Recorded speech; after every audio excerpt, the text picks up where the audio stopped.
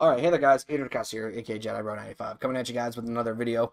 And in this video, I want to discuss the hypocrisies and the issues I have with the MVP award. Now, the MVP award, I actually do hold. I'm one of the. I know some people try to say that the MVP it doesn't matter, la di da di da. I'm one of the people that actually view MVPs as the highest accomplishment a player can hold in the regular season, other than maybe an All-NBA selection. Because, well, normally speaking, when a player wins an MVP, they're in the All-NBA conversation, or at least the first team.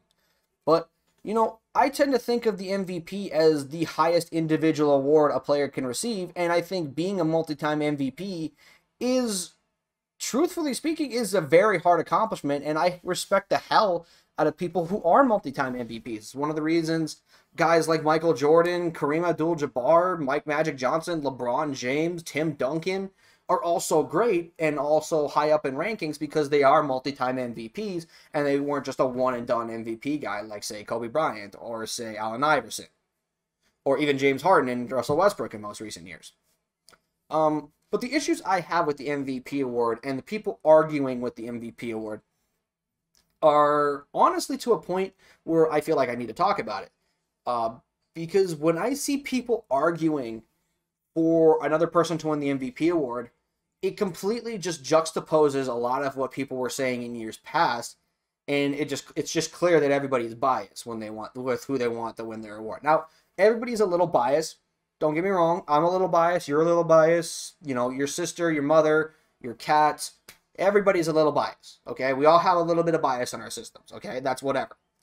But when you're so blatantly biased, it makes me just not want to take your argument seriously. Okay, let me give you an example. Okay, back in 2018, remember 2018 when everyone said that LeBron had to carry this so bad of a roster and, he should win the MVP because, if he's not on this team, the Cavaliers are a lottery team. First of all, while being true, that still should not take away from how great James Harden has been. Number two, I've seen people throw the pure statistics argument out. People just tend to forget. James Harden missed 2 weeks of that season with some injuries. I cannot remember specifically what they were. But yeah, Harden missed 2 weeks of that season. So it's not his fault. It's not LeBron's fault, not Harden's fault that he ended up getting hurt and missing 2 weeks because of the fact that he just did not stay healthy. Number three, if we're actually doing this as an award, as a criteria for the MVP, then we need to rechange some people's MVP awards. Because if we're going to do that, then I personally think LeBron should have won in 06. Kobe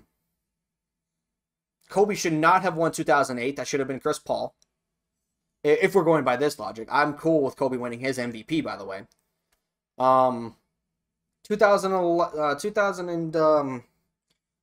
2013 should have went to Carmelo Anthony then, if we're going to play this argument.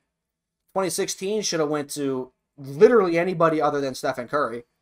2015 should have went to LeBron. 2017 should have went to, actually 2017 did go to a person with inferior supporting cast. 2018 should have went to Braun. 2019 should have went to Harden. You get it. We have to rearrange some people's MVP winnings, and that just completely muddies the waters with, what the MVP, what the true definition of an MVP is. Because I personally feel that the true definition of the MVP award is the best outstanding performer in the regular season. I actually think that is the concrete definition on some websites. So it should be treated as such. It should be treated as an award that goes to the best regular season performer on one of the best teams in the whole league. Not just in your conference, but the league. And that's the same reason why, even in years past, Giannis won his MVPs back-to-back, Harden in 2018. Even in the beginning of in the turn of the 20th century, Shaquille O'Neal in 2000, Duncan in 2002 and 2003. Who was 2004? 2004 was Kevin Garnett. Like, all these guys were winning games consistently and were consistently viewed as a top team in their respective league at the time, not just in their conference. But you have these odd men out that really truly stick out, like for example, Russell Westbrook of 2017. And it just, to me, Outliers should not change the definition of the MVP. Just because someone is an outlier in a specific situation does not mean we should totally just up and change the whole definition of what the MVP award is. Because I truly feel that is not only disingenuous, it's just counterproductive to the praise we're giving to certain players. And also, can I just say, people who propose these counter MVP arguments, because everybody does it, they do it, in my opinion, for 3 reasons. 1, they just want to argue. That's just flat out honest. They just want to argue because they're bored. 2, they're not happy with how the media is all over this one guy, but then they're like, wait a minute, what about this guy over here? The only exception being, obviously, you know who. But, you know, everyone is like, well, hey, what about, you know, this person here? You know, well, look what he's doing. And it's like, yeah, that's great. He's doing that. But, like, this person that's in track to win the MVP was doing so much better. Like, remember when everybody was campaigning for MVPG? Remember when everybody fucking cried to their mothers that Paul George should have won the MVP? Granted, he did deserve it. Okay, he did deserve to be in the conversation. I'm not going to take anything away from how good Paul George was that season. 2019 Paul George, in my opinion, is the best Paul George we have ever seen. But to be completely honest, no, he like, just because he was great and he had a great regular season does not mean he deserves to be in the MVP conversation. And again, I'm not going to punish him for getting hurt because, unfortunately, he got hurt. It's part of the business. But I'm also not going to hold that against Giannis for his case to win MVP. You know, the same way we did with Harden that same exact year. You know, everybody tried saying that James Harden should have won the MVP, and it's like, to be honest, Harden had a more compelling case than PG. I'm not going to, let's not act like that wasn't true.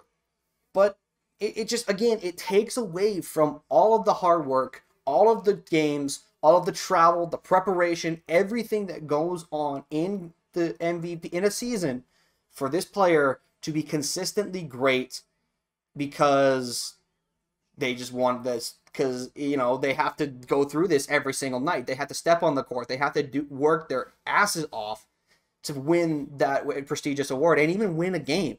It's hard to win a game in the NBA because everybody's a professional ball player. Now try to imagine leading your team, being the best player on a team that won 57 games. Like, that shit's hard. It's why we only view, you know, that's why we view a lot of these greats as, like, as great as they are, because they were consistently able to lead their teams to lots of regular season success and cap off with MVPs and even some championships. You know, it's one of the reasons Larry Bird, Michael, LeBron, Kobe, well, Kobe only won MVP, but you get what I mean with Kobe. You know, it's one of the reasons that we view these greats so highly, is because they were consistently able, year in and year out, no matter how far they got in the playoffs, whether it was first round exit or the finals, they were consistently able to come back the next year as good, if not better, and do what they had to do to make sure their teams got wins to qualify for the playoffs, to continue their quest to be NBA champions. Yeah, that shit's hard. So, yeah, I think that's number 2, is because everyone just wants to see other people succeed and shit like that. And more importantly, number 3, I think one of the reasons that people argue for counter MVPs, despite the fact that there is no evidence to the contrary, is just because they want to see historic milestones broken, or they just want to see their favorite player win the MVP. Kind of related to point number 1 about how people just do it just because they want to argue. You know, I've seen people for the people for the better part of half a decade try to convince every one of us that LeBron should have been the MVP at least 3 times in the last 5 years. It's, oh my god, it's so frustrating to see. Oh my goodness. Okay. Like, I get it. He's great, and we all want to see Jordan. We all want to see LeBron tie Jordan in MVPs, myself included. I would love to see that because it's history, you know, because he's one of 3 players to win. I think he's one of 3 to win 5 MVPs in his career. Obviously, Kareem being the most with 6. But it would be very interesting to see that happen. However, the reality is, up until last season, which is 2020, LeBron has never been a serious MVP candidate if we're going by the tradition of the MVP award. He's never really truly been a serious candidate. but people just argue because they just want to argue and they're bored. So, but other things I have with the MVP award that are really, starting to, grind my gears up is the fact that, well, one, it's presented after the playoffs. Okay, and don't get me wrong, I am cool with it being just a regular season award. But what I think they should do with the MVP is, well, just like they should do with all awards, present it before the playoffs. You have like a 4-day break between the end of the regular season and the postseason, if not like a 3-day break. You mean to tell me you can't squeeze a stupid fucking award show in between those 3 days to present all the regular season awards so that way people's opinions and views aren't skewed by the postseason? Because a lot of people, even last year or even in years prior, were saying that this player should win MVP because look how they were in the playoffs. Fam, the playoffs don't mean shit in the MVP vote, in the MVP conversation. They just don't. Because it's a regular season award. It's been established and it's always been that way. So, anyways, those are going to be my thoughts about the MVP. I probably did go off on a little bit more longer of a tangent than I wanted to.